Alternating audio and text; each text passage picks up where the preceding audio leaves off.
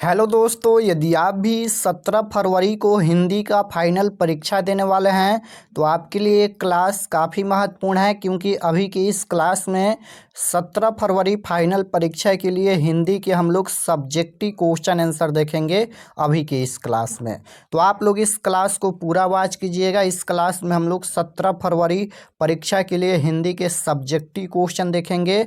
Subjective question में जितना subjective question पूछा जाएगा, सबसे पहला नंबर गद्यांश पूछा जाएगा, उसके बाद निबंध हो गया, पत्र लेखन, संवाद, लघु उत्तरीय, दीर्घ उत्तरीय, सभी क्वेश्चन इस क्लास में हम बताएंगे। और वैसे क्वेश्चन जो आपके 17 फरवरी और प्रथम पाली द्वितीय पाली में पूछा जाएगा। तो आप लोग इस क्लास को पूरा वॉच कीजिएगा। यह हिंदी का क्वेश्चन पेपर है। तो चलिए हम क्लास को स्टार्ट करते हैं। 100 नंबर का एग्जाम होगा, 50 नंबर का ऑब्जेक्टिव, 50 नंबर का सब्जेक्टिव, और समय 3 घंटा 15 मिनट का मिलेगा। ये हिंदी के लिए सब्जेक्टिव क्वेश्चन के लिए लास्ट क्लास है। आप लोग इसको पूरा वॉच कीजिएगा। और सबसे पहले आपको पेपर में खंड अ में ऑब्जेक्टिव क्वेश्चन मिलेगा, उसके बाद खंड ब मिलेगा, जिसमें आपसे विषयनिष्ठ प्रश्न पूछा जाएगा। तो सबसे पहले क्वेश्चन नंबर 1 में पूछा जाएगा कि निम्नलिखित गद्यांशों में से किसी एक को पढ़कर नीचे दिए गए प्रश्नों के उत्तर दे। प्रत्येक प्रश्न के लिए 2 अंक निर्धारित हैं, यानी 10 अंक यहाँ से कंप्लीट होने वाला है। यहाँ पर ये गद्यांश लिखा गया है, 2 लिखा जाएगा, क और ख, दोनों में से एक प्रश्न का ही आंसर देना है।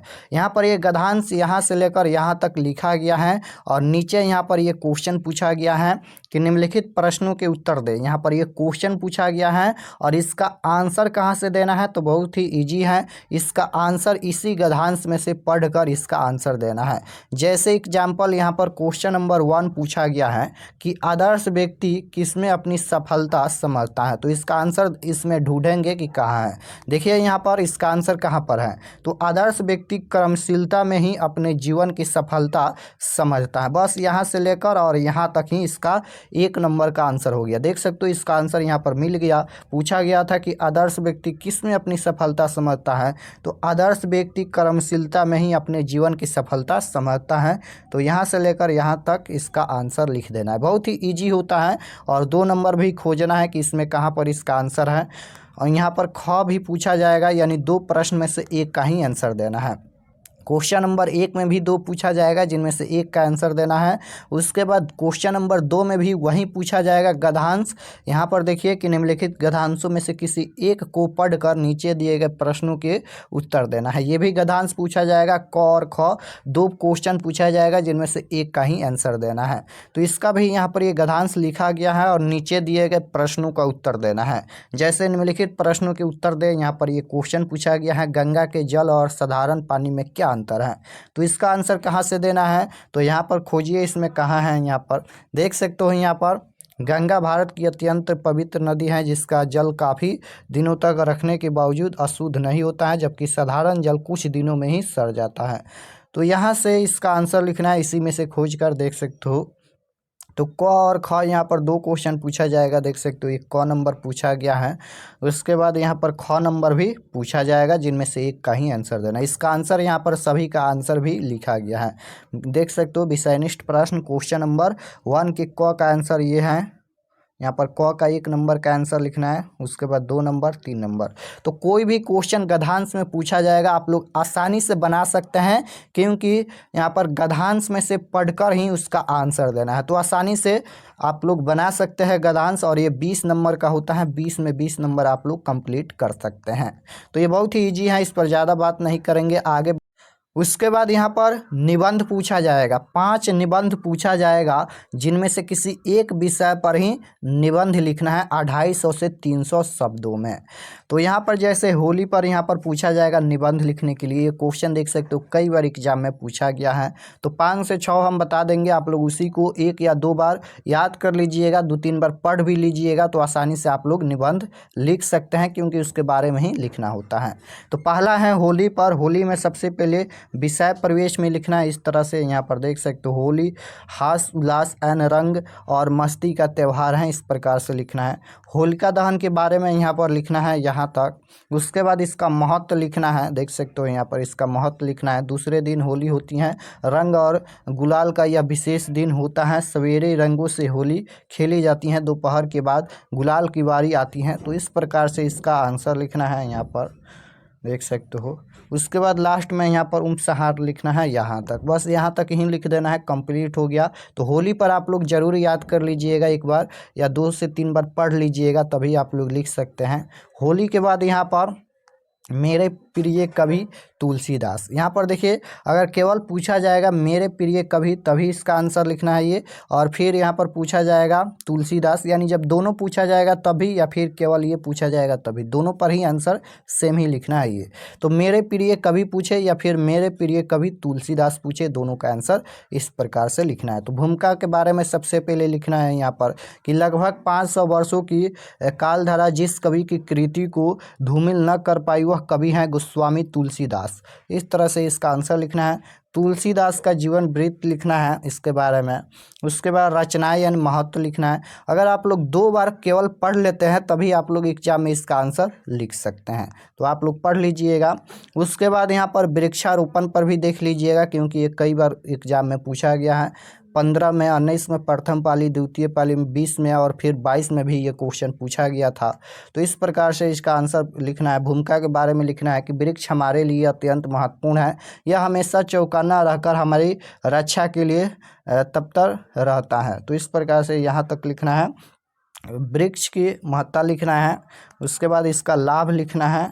उसके बाद यहाँ पर कटाई की प्रतिपूर्ति लिखना है। उसके बाद उपसंहार लिखना है। तो यहाँ तक इसका आंसर लिखना है।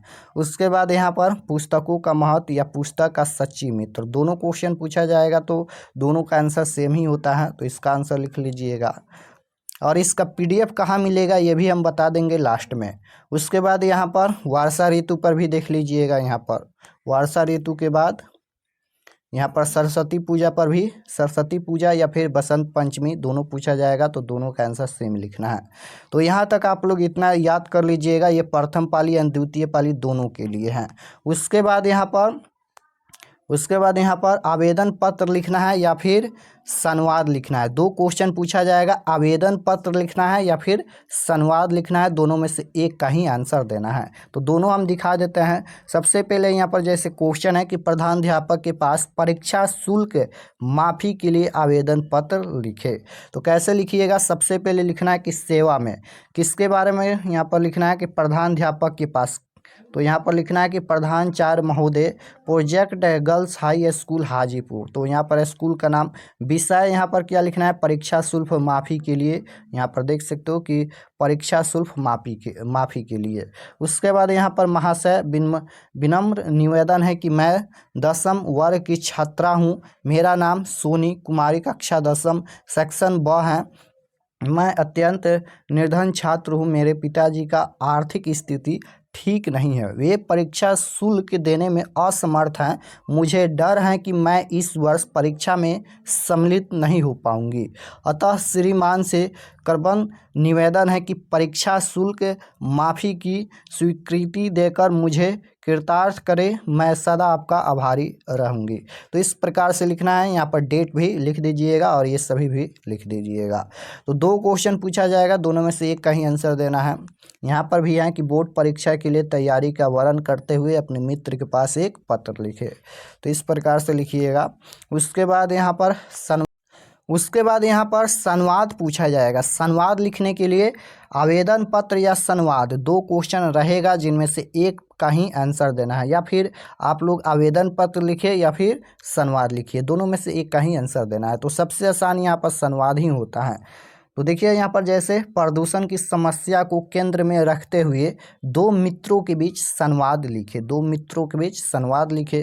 तो यहाँ पर पहला मित्र अशोक, दूसरा मित्र दीपक। तो इस तरह से आप लोग लिखिएगा। पहला मित्र बोलेगा जैसे अशोक, हाय दीपक कैसे हो यार, कितने दिनों बाद मिल रहे हो। तो इस तरह से फिर दूसरा दीपक बोलेगा, ओह तुम कहो कैसे हो, मैं ठीक हूँ। तो इस प्रकार से संवाद लिखा जाता है, बहुत ही आसान होता है। तो इतना पूछा जाएगा। उसके बाद लघु उत्तरीय प्रश्न प्रश्न पूछा जाएगा। चलिए हम लघु उत्तरीय प्रश्न भी बता देते हैं। तो उसके बाद यहाँ पर लघु उत्तरीय प्रश्न पूछा जाएगा 1 से लेकर 10 तक, जिनमें से किन्हीं 5 प्रश्नों के ही उत्तर देना है एग्जाम में। 10 क्वेश्चन पूछा जाएगा लघु उत्तरीय प्रश्न से, जिनमें से 5 का आंसर देना है और ये बुक से प्रश्न पूछा जाएगा। और इसमें दीर्घ उत्तरीय प्रश्न भी हैं। तो यहाँ पर जैसे पहला नंबर क्वेश्चन पूछा गया है कि मैक्स मुलर की दृष्टि में सच्चे भारत के दर्शन कहाँ हो सकते हैं और क्यों।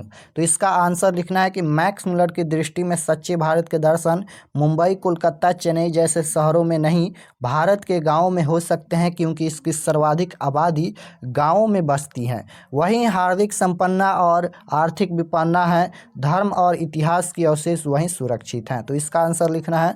2 नंबर क्वेश्चन है कि धर्म की दृष्टि से भारत का क्या महत्व है, भारत से हम क्या सीखे, पाठ के आधार पर बताना है। तो इस प्रकार से आप लोग इसका आंसर लिखिएगा। अभी हम बता देते हैं कि आप लोग इसका PDF कैसे प्राप्त कर सकते हैं।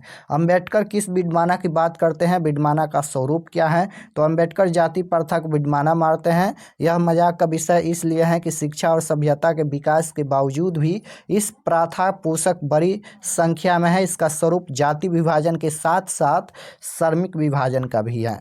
उसके बाद कासू और मदन के बीच झगड़े का क्या कारण था, इसका आंसर लिख लीजिएगा।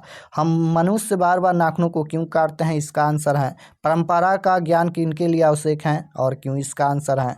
उसके बाद 7 नंबर है डुमराव की महत्ता किस कारण से है, इसका आंसर लिखिएगा। घानानंद के अनुसार परहित के लिए देह धारण कौन करता है, इसका आंसर लिखिएगा। भारत माता अपने ही घर में प्रवासिनी क्यों बनी हुई है। उसके बाद 10 नंबर क्वेश्चन है भारत माता का ह्रास भी राहु ग्रसित क्यों दिखाई पड़ता है। ये सभी क्वेश्चन आपको याद कर लेना है, 2 से 3 बार जरूर पढ़ लेना है। 100% इसी में से क्वेश्चन पूछा जाएगा।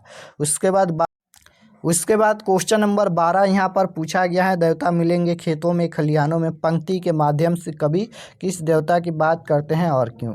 तो इसका आंसर आप लोग लिखिएगा यहाँ पर। उसके बाद 13 नंबर क्वेश्चन है कि हिरोशिमा में मनुष्य की साखी के रूप में क्या है, इसका आंसर लिखना है। उसके बाद 14 नंबर क्वेश्चन देखिए, 14 नंबर क्वेश्चन का आंसर यहाँ पर क्वेश्चन पूछा गया है बेटे के आंसू कब आते हैं और क्यों।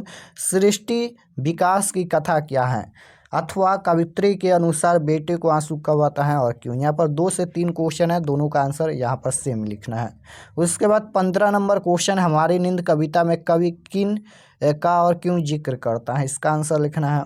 रागंपा कौन था और मगम्मा से क्या चाहता था। उसके बाद पपाती कौन थी और वह शहर क्यों लाई गई थी, इसका आंसर लिखना है यहाँ पर। उसके बाद 18 नंबर क्वेश्चन है कवि को वृक्ष बूढ़ा चौकीदार क्यों लगता है, तो इसका आंसर लिखना है यहाँ तक। उसके बाद 19 नंबर क्वेश्चन मगम्मा की बहू ने विवाद निपटाने में पहल क्यों की, अथवा बहू ने सास को मनाने के लिए कौन सा तरीका अपनाया। तो इस प्रकार से ये क्वेश्चन पूछा जाएगा। ये दीर्घ उत्तरीय प्रश्न में भी पूछा जा सकता है। तो इसका आंसर लिखना है इस प्रकार से यहाँ तक। उसके बाद रागंपा कौन था और वो मगम्मा से क्या चाहता था, ये दीर्घ उत्तरीय प्रश्न है, क्योंकि इसका आंसर देख सकते हो यहाँ तक है। तो ये दीर्घ उत्तरीय प्रश्न है। उसके बाद 21 नंबर है बहादुर अपने घर से क्यों भाग गया था। तो इसका आंसर यहाँ तक लिखना है। एक बार बहादुर अपनी माँ की प्यारी भैंस को बहुत मारा। माँ ने भैंस को मार का काल्पनिक अनुमान करके एक डंडे से उसकी दुगुनी पिटाई की। लड़के का मन माँ से फट गया और वह चुपके से 2 रुपया लिया और घर से भाग गया। तो इसका आंसर यहाँ तक लिखना है। उसके बाद 22 नंबर क्वेश्चन बिरजू महाराज के गुरु कौन थे, उनका संक्षिप्त परिचय दे, तो इसका आंसर लिखना है। उसके बाद 23 नंबर क्वेश्चन जाति प्रथा भारत के बेरोजगारी का एक प्रमुख और प्रत्यक्ष कारण कैसी बनी हुई है, तो इसका आंसर लिखना है जाति प्रथा भारत में बेरोजगारी का एक प्रमुख और प्रत्यक्ष कारण बनी हुई है, क्योंकि यह पेशा परिवर्तन की प्रतिबंध करती है। तो इसका आंसर यहाँ तक लिखना है। 24 नंबर क्वेश्चन पूछा गया है कि जाति भारतीय समाज में श्रम विभाजन का स्वाभाविक रूप क्यों नहीं कही जा सकती हैं, तो इसका आंसर यहाँ तक लिखना है। जाति भारतीय समाज में श्रम विभाजन का स्वाभाविक रूप में नहीं कही जा सकती हैं, क्योंकि यह मनुष्य की रुचि और क्षमता पर आधारित नहीं है। तो इसका आंसर लिखना है। उसके बाद क्वेश्चन नंबर 25 है खोखा किन मामलों में अपवाद था, तो इसका आंसर लिखना है। उसके बाद 26 है कि 20 के दांत कहानी का नायक कौन है, तर्कपूर्ण उत्तर दे। उसके बाद 27 नंबर क्वेश्चन कवि अपने आंसुओं को कहाँ पहुँचाना चाहता है और क्यों? तो इसका आंसर यहाँ तक लिखना है। उसके बाद 28 नंबर क्वेश्चन, छायाएं दिशाहीन सब और क्यों पड़ती हैं, स्पष्ट करें। इसका आंसर लिखना है। 29 नंबर क्वेश्चन, कवि को वृक्ष बूढ़ा चौकीदार क्यों लगता है, इसका आंसर लिखना है। तो बस इतना ही क्वेश्चन था, हम सभी क्वेश्चन का आंसर बता दिए हैं। आप लोग से एक ही रिक्वेस्ट है कि ये लघु उत्तरीय और ये दीर्घ उत्तरीय प्रश्न है, दोनों क्वेश्चन इसी में से पूछा जाएगा, तो इसे आप लोग जरूर याद कर लीजिएगा। और हम निबंध बता दिए हैं, निबंध भी आप लोग सभी को एक बार रिपीट कर लीजिएगा, याद कर लीजिएगा, बार बार पढ़ लीजिएगा 2 से 3 बार, क्योंकि निबंध भी उसी से पूछा जाएगा 100%। तो ये सभी क्वेश्चन आप लोग एक बार जरूर याद कर लीजिएगा। चलिए हम आपको बताते हैं कि आप लोग इसका PDF कैसे डाउनलोड कर सकते हैं। और चैनल पर नए होंगे तो चैनल को जरूर सब्सक्राइब कर लीजिएगा। तो क्वेश्चन पेपर PDF डाउनलोड करने के लिए आपको गूगल पर चले आना है और आपको सर्च करना है RK एक्सपर्ट क्लासेस। यहाँ पर देख सकते हो, इसी चैनल का नाम आपको गूगल में सर्च करना है RK एक्सपर्ट क्लासेस। तो जैसे ही सर्च करेंगे गूगल या क्रोम में RK एक्सपर्ट क्लासेस, तो आपके सामने इस प्रकार से पहला पेज आएगा। यहाँ पर देख लीजिए ध्यान से, इसी तरह से पहला पेज आएगा यहाँ पर, और इस पर आपको क्लिक करना है। तो चलिए हम क्लिक करते हैं। क्लिक करने के बाद ये ओपन हो जाएगा। ओपन होने के बाद इसको एक बार रिफ्रेश कर दीजिएगा। ये ओपन हो गया, इसको एक बार इस तरह से रिफ्रेश कर देना है और नीचे आना है क्लास 10th के सेक्शन में। तो यहाँ पर देख सकते हो ये क्लास 10th का सेक्शन है, और इसमें यहाँ पर ऊपर में ही मिल जाएगा class 10th all subject viral question paper 2025। इस पर आपको क्लिक करना है। या फिर यहाँ पर सब्जेक्टी के लिए सोशल साइंस का सब्जेक्टी दिया गया है, साइंस का सब्जेक्टी है, मॉडल पेपर है, संस्कृत का है, हिंदी का है, यानी सभी सब्जेक्ट का यहाँ पर सब्जेक्टिव क्वेश्चन भी दिया गया है। और वहीं सब्जेक्टिव क्वेश्चन यहाँ पर दिया गया है जो आपकी परीक्षा में पूछा जाएगा। तो आप लोग से रिक्वेस्ट है कि आप लोग ये सभी सब्जेक्टिव क्वेश्चन डाउनलोड करके ज़रूर से ज़रूर याद कर लीजिएगा। तो इस पर आपको क्लिक करना है। यहाँ पर देख सकते हो ऑल सब्जेक्ट, इसमें सभी सब्जेक्ट का क्वेश्चन पेपर मिल जाएगा। और यहाँ पर नीचे आना है, ये सभी परीक्षा के लिए एक एक जानकारी लिखा गया है, आप लोग इसे पढ़ लीजिएगा। और ये रूटीन दिया गया है, आप लोग जानते हैं 17 फरवरी से एग्ज़ाम स्टार्ट होगा, आप लोग ये भी देख लीजिएगा। बिहार बोर्ड ने एक सूचना जारी किया है कि आपको सेंटर पर 1 घंटा पहले जाना है। यहाँ पर सभी जानकारी लिखा गया है, देख सकते हो ये भी जानकारी लिखा गया है। यहाँ पर देख सकते हो ये सभी जानकारी लिखा गया है, आप लोग इसे ज़रूर पढ़ लीजिएगा। और ये सभी बिहार बोर्ड के द्वारा दिया गया जानकारी है। उसके बाद नीचे आएंगे तो यहाँ पर देख सकते हो ये सभी व्हाट्सएप ग्रुप आप लोग ज़रूर ज्वाइन कर लीजिएगा इस पर क्लिक करके, क्योंकि उसमें भी क्वेश्चन पेपर मिलेगा और क्लास का लिंक भी मिलेगा। जैसे ही इस पर क्लिक करेंगे तो व्हाट्सएप चैनल ओपन होगा, यहाँ पर आप लोग फॉलो कर लीजिएगा।